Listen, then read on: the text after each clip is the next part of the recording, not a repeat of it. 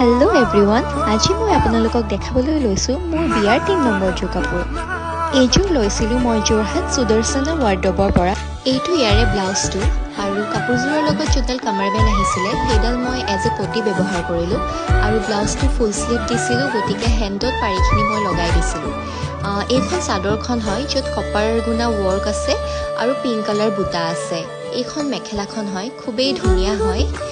চ' আজি মোৰ এইটো ফাইনেল লুক হয়। মই ডিঙিত কোনো ধৰণৰ জুৱেলাৰী ৱেৰ নাই কৰা, যিহেতু মোৰ আছামিজ গহনাৰ জাষ্ট ইয়েৰিংযোৰ মই ৱেৰ কৰিছোঁ। এনেও কাপোৰযোৰ গৰ্জিয়াছ হ'লে ডিঙিত কোনো ধৰণৰ জুৱেলাৰী ব্যৱহাৰ নকৰিলেও চলি যায়। চ' আপোনালোকক মোৰ লুকটো কেনেকুৱা লাগিছে কমেণ্ট কৰি জনাবচোন। I hope you all liked it. Thank you, bye. মৰমে দহিছে কলিজা পুৰিছে উশাহো বাঢ়ি